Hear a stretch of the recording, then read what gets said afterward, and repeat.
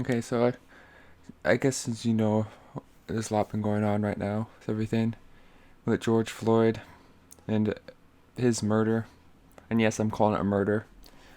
And I think, like, I know I don't make that many political videos, mainly because I don't think I'm good at it, but I think that this is, like, a very important time. And I think what we need to realize is that this has been ruined for a long time. It's not just George Floyd that was murdered. This is centuries of racism and discrimination, and also just black people being mistreated. And this is doubly so when you consider the coronavirus pandemic. Do you know how high unemployment is right now? At least 15%, 20% in some states. And obviously, a lot of those people are going to be black. So you combine police brutality, murdering a black person, along with black people having trouble finding jobs, and what do you expect to happen? Especially with property damage. And I know a lot of people think, oh, it doesn't make sense why they're destroying property while they're rioting that. Well, what other options do they have?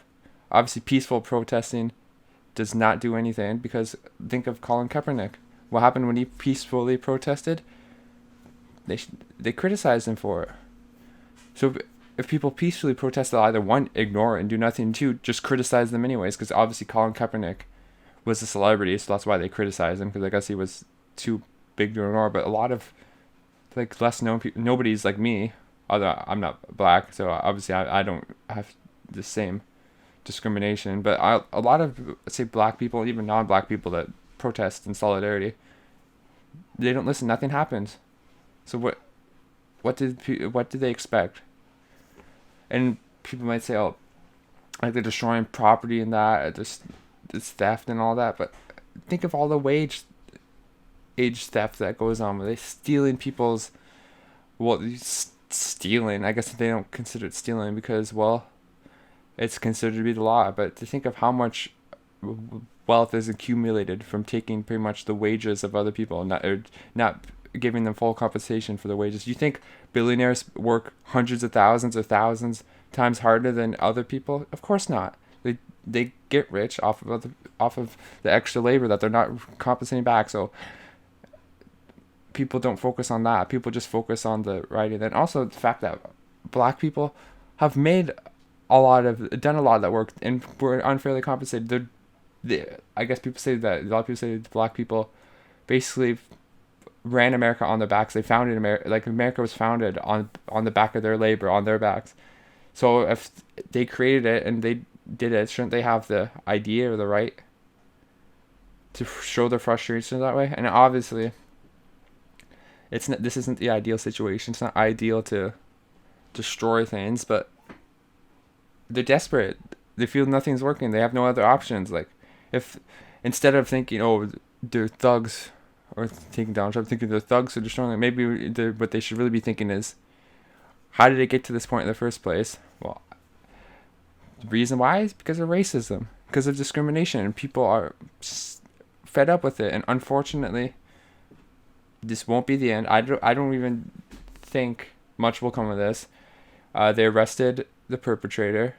I'm pretty sure that after a few days, the riots will go down and everyone will go back to how it was before. Then another murder will happen or something like that, and people will riot again. Then nothing's going to change because it's not in the interest for things to change. Why? Because think of how much the status quo benefits those who are in power. They don't want to change things because the current situation is what got them in power, what got them rich in the first place. So yeah, it's a shame what's happening in Minneapolis, and obviously this. Think of it, for every murder like this that does gain traction that people hear about, think of all the other ones that nobody hears about or barely anyone knows about. That's the problem, that you can't just try to deal with an isolated case like arrest the perpetrator, because it's a systematic issue. And yeah, so there was a donation, like I think there's a Minnesota relief fund or donation fund to try to help for this. I'll put the link for it in the description. But yeah, I just wanted to talk about it, and hopefully something will come out of this. I'm not too optimistic, but I guess if you have no hope, it's hard to live.